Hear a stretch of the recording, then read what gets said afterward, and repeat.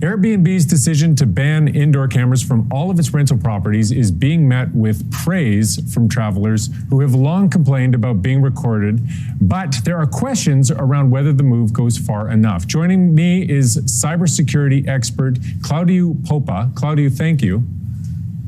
Thanks for having me on the show, Dan. So Airbnb has always required the presence of indoor cameras to be disclosed in a rental listing. If that was the case, why wasn't that enough? Why this change? Well, I think it's been long enough, and the brand has suffered over the years. I think a lot of people have seen even the SNL skit last week, where it became a bit of a running joke. There's almost an assumption of the presence of hidden cameras, secret pinhole cameras in Airbnb locations, and by and large, this is not the case. Most Airbnb hosts are respectful and certainly respect Airbnb's policies. Unfortunately, the company must have noticed that it was having a detrimental effect to their brand and to the confidence of the public. So they've made it a lot less ambiguous by simply saying no cameras at all indoors. And if there are external cameras, make sure that you share their location. Okay, so hidden cameras have always been banned under their rules, but there are cases of guests uncovering them. So as an expert who knows all about this stuff, when you're staying at an Airbnb, what do you look for? Do you go through and check all the sockets? How do you make yourself feel secure? Actually, yes, I do. I'm one of those people who check all the outlets and the alarm clocks, and they look between books on shelves and in ceiling vents and so on. That's just it's just a practice that I do in hotels as well. However, we've had all sorts of horror stories from Airbnb guests as recently as last year, and the RCMP investigated a case of a few ladies that reported hidden cameras in the bathroom. So the public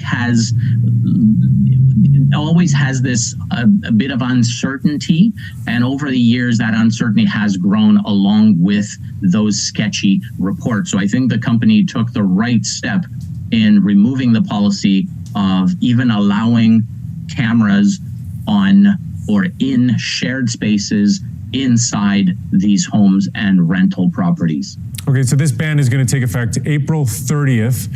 What are the consequences for those Airbnb owners who are hosts, I guess, who don't comply, who leave a camera indoors? I think the first time that they're reported, they're going to have to comply within hours.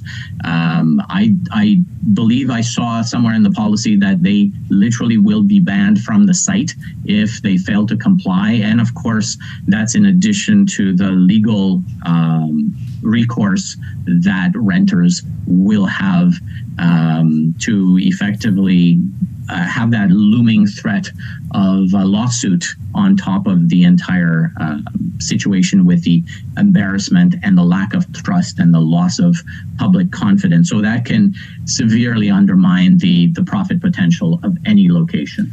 Okay, I found it very enlightening that you do check the electrical sockets when you check into an Airbnb or a hotel. You were careful to mention, but any other pieces of advice for people who are watching who have concerns about this with their rentals? Yes, I think if there's any concern at all, I think people should come right out and say, have you complied with the policy which kicks in or has already kicked in, depending on when you're asking. Just make sure you get it in writing to say, no, we don't have internal cameras. Most property managers will also say, we have no indoor and no outdoor cameras at all. And that will go a long way towards establishing that trust.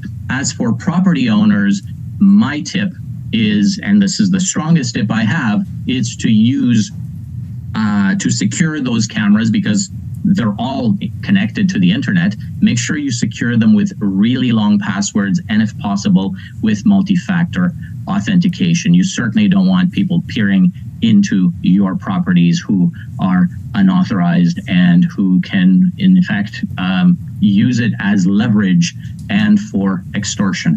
Wow. Well, so you took this Airbnb issue and you brought it home for a lot of people who have security cameras at all. Claudiu Popa, thank you so much for your advice today. My pleasure. Have a great day.